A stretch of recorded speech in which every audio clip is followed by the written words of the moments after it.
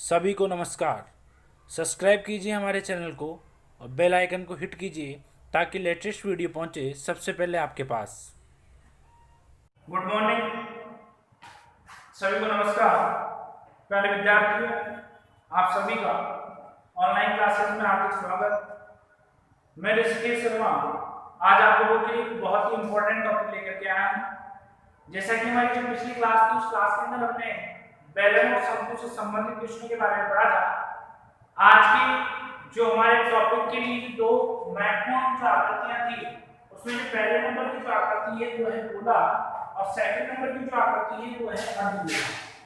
ये दोनों आकृतियां हमारी रह गई थी, तो इन दोनों आकृतियों के बारे में हम डिस्कस करेंगे।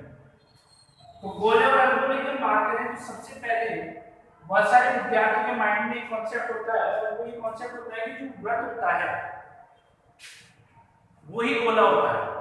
तो मैं सबसे पहले तो आप लोगों को ये बता दूं कि जो वृत्त होता है वो गोला नहीं होता है, दोनों अलग अलग चीजें हैं।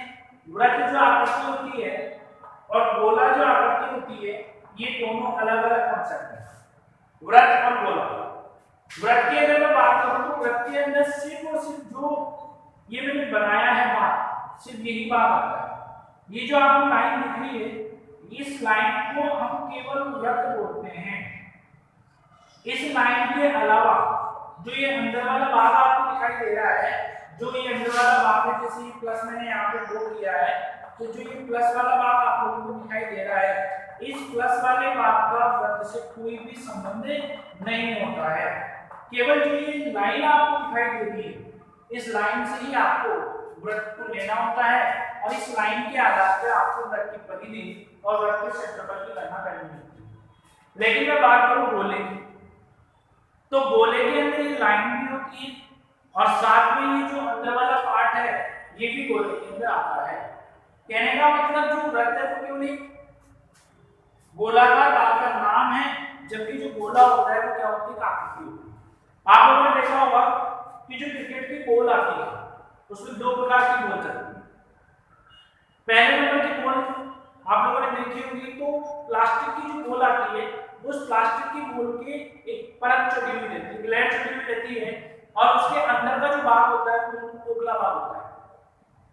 जब अगर वो बॉल फूट जाती है तो हम देखते हैं तो हमें पता चलता है कि ये बॉल अंदर से बिल्कुल खाली थी, अंदर इस बॉल के अंदर कोई भी पदार्थ भरा हुआ नहीं था, केवल एक प्लास्टिक की परत थी, उस परत को गोलाकार भाग के अंदर बना दिया गया है। तो जो बाहरी शेप होती है उस शेप को हम वृत्त नाम देते हैं। गोले की मैं बात करूं तो आपने दूसरी जो बॉल देखी होगी, आपने एक रबड़ की बॉल देखी होगी, उस रबड़ की बॉल को जब हम देखते हैं तो उसकी ऊपर वाली परत जो उतर जाती है तो उसके अंदर फिर से एक नई चीज आ जाती है, जब फिर वो उतर जाती है तो फिर से नई चीज आ जाती है और फिर लास्ट तक जब तक आप जाओगे तब तक उस परत के अंदर आपको कुछ ना कुछ भाग दिखाई देने वाला होता है।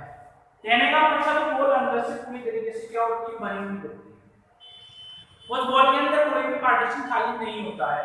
तो बिल्कुल वही कॉन्सेप्ट होता है वृत्त में और गोले में। तो वृत्त केवल ये जो बाहरी लेयर आपको दिखाई दे रही है उसको बोलते हैं, गोला जो अंदर वाली लेयर होती है उसको बोलते हैं। तो आज हम डिस्कस करने वाले हैं वृत्त और गोले, अर्धगोले से संबंधित, गोले और अर्धगोले से संबंधित जो हमारे फॉर्मूले हैं उनके ऊपर हम डिस्कस करेंगे। देखो जैसा कि नाम से प्रतीत हो रहा है गोला और अर्धगोला, तो जो गोले का आधा भाग होने वाला है, जो गोले का आधा भाग होने वाला है वो क्या होने वाला है, अर्धगोला होने वाला है। तो आपको इनके फॉर्मूले वैसे भी ज्यादा नहीं है, फिर भी जो फॉर्मूले हैं इनके 2 या 3 फॉर्मूले उन फॉर्मूलों को याद करने के लिए इतना प्रेशर नहीं देना है, क्योंकि दोनों फॉर्मूले आसानी से याद किए जा सकते हैं। क्योंकि जो गोले का फॉर्मूला होगा उसका अगर आप 1/2 करोगे तो 1/2 करते ही आपके पास फॉर्मूला किसका जाएगा, अर्धगोले का जाएगा। उससे पहले इस फॉर्मूले की मैं बात करूं, जो वृत्त है उस फॉर्मूले की बात करूं, क्योंकि समानता मिलने वाली है आपको। तो अभी मैंने आपको बताया कि वृत्त और गोला होता है वो क्या होता है। तो अगर मैं वृत्त की फॉर्मूले की बात करूं तो आप लोगों ने पिछली क्लास में पढ़ा था कि जो वृत्त का क्षेत्रफल होता है वो वृत्त का क्षेत्रफल क्या होने वाला है, पाई आर स्क्वायर होने वाला है। क्या होने वाला है, पाई आर स्क्वायर। जो वृत्त की परिधि होती है, जिसकी परिधि होती है वो क्या होती है 2 पाई r। अब हमने कभी वृत्त का आयतन नहीं पढ़ा। अगर किसी स्टूडेंट ने जब वृत्त के बारे में पढ़ा होगा तो सिर्फ दो ही फॉर्मूले पढ़े होंगे, वृत्त की परिधि और वृत्त का क्षेत्रफल। किसी भी स्टूडेंट ने वृत्त के आयतन के बारे में नहीं पढ़ा है। और वो क्यों नहीं पढ़ा है? क्योंकि वृत्त का आयतन होता ही नहीं, और नहीं होने का कारण यह है कि वृत्त एक ठोस आकृति नहीं होती। वृत्त सिर्फ एक सतह का नाम है, किसी आकृति का नाम नहीं है, एक सतह का नाम है, और उस सतह को हम वृत्त बोलते हैं। जबकि जो आयतन होता है वो आपके पास में ठोस, एक द्विविमीय, त्रिविमीय जो आकृति होती है उसका होता है। तो केवल 2 फॉर्मूले हमने पढ़े। अब हम बात करते हैं इन्हीं फॉर्मूलों से संबंधित गोले की। अगर हम बात करते हैं तो सबसे पहले गोले की अगर मैं बात करूं तो गोले की जो आकृति होती है वो होती है इसी प्रकार की। किस प्रकार की होती है? बिल्कुल इस प्रकार की आकृति होती है। ये किसकी आकृति है? गोले। इस गोले के अंदर अगर मैं बात करूं तो ये सारा भाग आता है, तो इसलिए मैं इसको प्लस से लिख देता हूं। तो बहुत सारे विद्यार्थियों को ऐसा लगेगा इससे जो वृत्त में हमने पढ़ा है वो ये किसमें पढ़ रहे हैं? गोले में पढ़ रहे हैं। लेकिन ऐसा नहीं होता है। जैसा कि मैंने आप सभी को बताया है कि जो गोला होता है उसमें जो अंदर वाला भाग होता है वो भी शामिल होता है। ये हमारे पास में क्या है? गोला। इस गोले के अंदर ये जो चीज होती है इसको हम क्या बोलते हैं? तो इसको हम बोलते हैं त्रिज्या r। क्या बोलते हैं? त्रिज्या r बोलते हैं। अगर मैं बात करता हूं अर्धगोले की, तो जो अर्धगोले की शेप होती है वो अर्धगोले की शेप होती है इस प्रकार। और इसके अंदर ये जो होता है ये क्या होता है? r। और इसको भी अगर आप इस प्रकार से लिख देते हो तो ज्यादा अच्छा रहेगा, क्योंकि ये वाला जो भाग है वो भी इसके अंदर क्या होगा? बना होगा। तो ये हमने 2 आकृतियों के बारे में डिस्कस किया। पहले नंबर पे जो आकृति थी वो गोला, सेकंड नंबर पे जो आकृति थी वो थी अर्धगोला। दोनों आकृतियों के अंदर कॉमन चीज ये है कि दोनों आकृतियों में जो विमा आने वाली है वो समान आने वाली है। दोनों आकृतियों में जो विमा आने वाली है वो r आने वाली है, जिसको हम त्रिज्या बोलते हैं। और कोई विमा इसमें नहीं है, तो आपको सिर्फ इतना सा ध्यान रखना है कि जो r होती है वो त्रिज्या होती है, और ये दोनों के अंदर भी सेम होती है, गोले और अर्धगोले।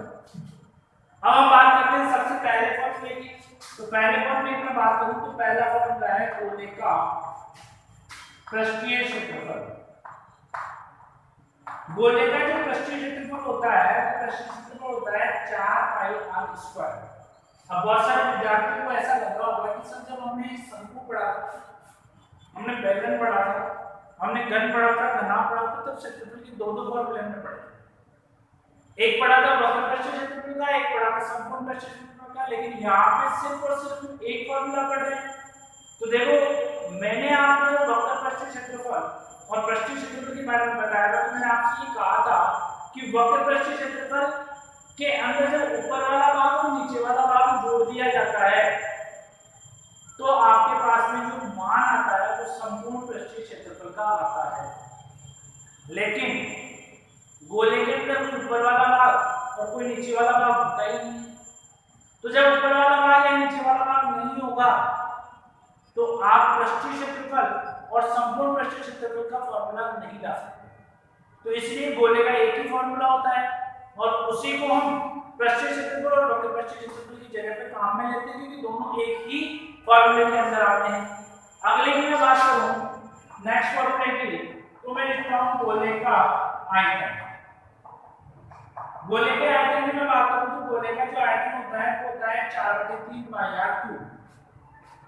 पहला जो फॉर्मूला हमने पढ़ा वो होगा गोले का पृष्ठीय क्षेत्रफल 4 पाई r स्क्वायर। सेकंड नंबर का फॉर्मूला जो हमने पढ़ा तो 4/3 पाई r3। अब देखो यहाँ पे जो 4 पाई है वो कांस्टेंट है। 4 वैसे कांस्टेंट है, पाई का मान सबको पता है 22 के साथ होता है। r की जो पावर आ रही है वो कितनी आ रही है? 2 आ रही है। क्यों आ रही है? क्योंकि हम किसकी बात कर रहे हैं? क्षेत्रफल की। तो जब हम क्षेत्रफल निकालते हैं तो हमारे पास में स्क्वायर होता है, जब हम आयतन निकालते हैं तो हमारे पास में क्यूब होता है। और ये क्यूब किसके लिए आया? गोले के आयतन के लिए, क्योंकि 4/3 पाई तो दोनों में किसका काम करने वाला है? कांस्टेंट का काम करने वाला है। तो जब 4/3 पाई कांस्टेंट का काम करेगा तो फॉर्मूले के अंदर जब क्षेत्रफल की बात करोगे तो स्क्वायर होगा, और जब आयतन की बात करोगे तो क्या होगा? क्यूब होगा। तो ये दो फॉर्मूले हमने गोले से संबंधित जो पढ़े हैं वो हमारे पास में आ चुके हैं। बात करते हैं अर्धगोले की। तो अर्धगोले के लिए सबसे पहला जो फॉर्मूला हम पढ़ते हैं वो हम पढ़ते हैं अर्धगोले का वक्र पृष्ठीय क्षेत्रफल। अर्धगोले का वक्र पृष्ठीय क्षेत्रफल। और अर्धगोले का जो वक्र पृष्ठीय क्षेत्रफल होता है वो होता है 2πr²। फिर हम बात करते हैं अर्धगोले का संपूर्ण पृष्ठीय क्षेत्रफल। तो अर्धगोले का जो संपूर्ण पृष्ठीय क्षेत्रफल होता है वो होता है 3πr²। अब देखो मैंने पहले आपको बताया था कि वक्र पृष्ठीय क्षेत्रफल और संपूर्ण पृष्ठीय क्षेत्रफल में ऊपर वाले भाग और नीचे वाले भाग का अंतर होता है। इस गोले के अंदर ऊपर वाला भाग नीचे वाला भाग है ही, तो हम डायरेक्टली इसका पृष्ठीय क्षेत्रफल ही लिखा है। लेकिन जो अर्धगोले की बात करते हैं, अर्धगोले का जो ये वाला भाग आपको दिखाई दे रहा है, कौन सा वाला भाग दिखाई दे रहा है? ये वाला भाग। तो ये वाला जो भाग है ये इस अर्धगोले का वक्र पृष्ठीय क्षेत्रफल होने वाला है। और जब इस वाले भाग में आप ऊपर वाला भाग ऐड कर दोगे, ये वाला भाग जब आप जोड़ दोगे तो क्या आ जाएगा? अर्धगोले का संपूर्ण पृष्ठीय क्षेत्रफल। क्यों? क्योंकि इसका जो क्षेत्रफल होने वाला है क्या होने वाला है? πr²। इसका क्षेत्रफल हमने में पढ़ा है πr²। तो इन दोनों को जब आप ऐड करोगे तो ये निकल कर क्या आएगा? 3πr²। πr² plus 2πr² is equal to 3πr²। ये किसका क्षेत्रफल होगा? तो ये होगा आपके पास में अर्धगोले का संपूर्ण पृष्ठीय क्षेत्रफल। और मैं आप लोगों से कह देता हूं कि ये जो फॉर्मूला है ये 10th क्लास के बोर्ड एग्जाम के दृष्टिकोण से बड़ा ही इंपॉर्टेंट फॉर्मूला है। अब तक 3 बार इस क्वेश्चन से संबंधित, इस फॉर्मूले से संबंधित क्वेश्चन आ चुका है। और आपका क्वेश्चन क्या आया था उसको भी मैं यहां पे नोट डाउन कर लेता हूं। क्वेश्चन आ चुका है, बोर्ड एग्जाम में पूछा है। बोर्ड एग्जाम का क्वेश्चन था किसी अर्धगोले की त्रिज्या 7 सेंटीमीटर है, तो इसका संपूर्ण पृष्ठीय क्षेत्रफल ज्ञात कीजिए। ये क्वेश्चन आपके बोर्ड एग्जाम में 3 बार आ चुका है। बिल्कुल सिंपल सा क्वेश्चन है। साफ साफ आपको पता चल रहा होगा कि किसी अर्धगोले की त्रिज्या 7 सेंटीमीटर है तो इसका संपूर्ण पृष्ठीय क्षेत्रफल आपको ज्ञात करना है। अब इसमें गलती क्या की विद्यार्थियों ने गोले का पृष्ठीय क्षेत्रफल याद रखा 2πr², 4πr²। अर्धगोले का पृष्ठीय क्षेत्रफल याद रखा 2πr²। बहुत सारे विद्यार्थियों को ये पता ही नहीं है कि अर्धगोले के अंदर वक्र पृष्ठीय क्षेत्रफल 2πr² होता है और संपूर्ण पृष्ठीय क्षेत्रफल 3πr² होता है। और एग्जाम में जो पूछा गया था वो संपूर्ण पृष्ठीय क्षेत्रफल पूछा गया था। तो आपका जो संपूर्ण पृष्ठीय क्षेत्रफल होता है वो 3πr² होता है।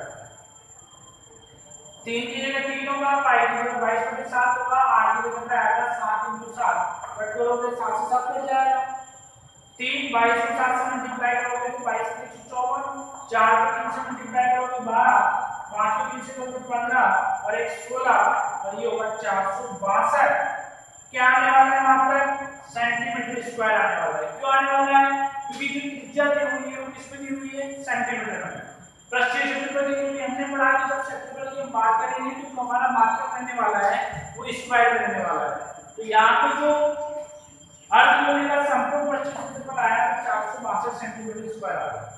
तो ये जो फॉर्मूला था ये हमारे पास में अर्धगोले के संपूर्ण पृष्ठीय क्षेत्रफल का फॉर्मूला था जो आपसे एग्जाम में पूछा जा चुका है और दोबारा भी एग्जाम में पूछा जा सकता है। बात करते हैं आगे। तो आगे हम बात कर रहे हैं अर्धगोले का आयतन। अर्धगोले के आयतन की मैं बात करूं तो अर्धगोले का जो आयतन होता है 2/3 πr³ होता है। कितना होता है? 2/3 πr³ होता है। तो ये हमारे पास में अर्धगोले से संबंधित जितने भी फॉर्मूले थे वो सारे फॉर्मूले हमारे पास में आ चुके हैं। सबसे पहले हमने बात की गोले की। गोले का पृष्ठीय क्षेत्रफल 4πr², गोले का आयतन 4/3 πr³, अर्धगोले का वक्र पृष्ठीय क्षेत्रफल 2πr², अर्धगोले का संपूर्ण पृष्ठीय क्षेत्रफल 3πr², अर्धगोले का आयतन 2/3 पाई आर क्यूब। तो देखिए गोले का क्षेत्रफल 4 पाई आर स्क्वायर है, और आधा करोगे 2 का भाग दोगे तो आपके पास में आ जाएगा अर्धगोले का क्षेत्रफल 2 पाई आर स्क्वायर। उसके बाद में गोले का आयतन 4/3 पाई आर क्यूब, तो इसके अंदर आप 2 से डिवाइड करोगे तो क्या आ जाएगा, गोले का आयतन 2/3 पाई आर क्यूब। तो आप गोले के फॉर्मूलों के साथ साथ अर्धगोले के फॉर्मूले आप यहां रख सकते हो। रही बात अर्धगोले का संपूर्ण पृष्ठ क्षेत्रफल, तो मैंने भी आपको बताया ऊपर वाले का आपका होगा पाई आर स्क्वायर, और जब इसके अंदर आप पाई आर स्क्वायर ऐड कर दोगे तो दोनों को ऐड करने पे नया मान निकल के आएगा, तो मान निकल के आएगा 3 पाई आर स्क्वायर, जो होगा हमारे पास में अर्धगोले का संपूर्ण पृष्ठ क्षेत्रफल। तो इन दोनों टॉपिकों के साथ में हमारे टॉपिक घन, घनाभ, बेलन, शंकु, गोला और अर्धगोला, इन टॉपिकों से संबंधित जितने भी फॉर्मूले थे, जितने भी कॉन्सेप्ट थे, वो सारे कॉन्सेप्ट हमारे कंप्लीट हो चुके हैं। इनसे संबंधित जो भी जानकारी थी वो जानकारी हमने प्राप्त की है। अब जिन विद्यार्थियों के पास में ये सारे फॉर्मूले हैं वो विद्यार्थी इनको याद करें। जिन विद्यार्थियों के पास ये फॉर्मूले लिखे हुए नहीं थे वो विद्यार्थी कॉपी बनाएंगे फॉर्मूलों की, उस फॉर्मूलों की कॉपी में इनको नोट डाउन कीजिए और डेली इनको एक बार पढ़िए। अगर आप इस प्रकार से इन फॉर्मूलों को पढ़ोगे, डेली एक बार पढ़ोगे या सुबह शाम के बाद इनका रिवीजन करोगे तो ये फॉर्मूले आपको कंठस्थ याद हो जाएंगे। और मैं आपसे एक बार फिर कह रहा हूं कि आप किसी भी क्लास में हो, ये फॉर्मूले आपके काम में आने वाले हैं, और जब आप आगे की पढ़ाई करोगे, आगे के एग्जाम दोगे, उससे भी फॉर्मूले आपके काम में आएंगे। तो उम्मीद करता हूं कि जो भी आपको पढ़ाया गया है सब आपके समझ में आया होगा। अगर फिर भी किसी विद्यार्थी को प्रॉब्लम हो तो कमेंट के माध्यम से अपनी प्रॉब्लम मुझे बता सकते हैं। इनसे संबंधित क्वेश्चन की चर्चा नेक्स्ट क्लास में करेंगे। तब तक के लिए आप सभी को जय हिंद।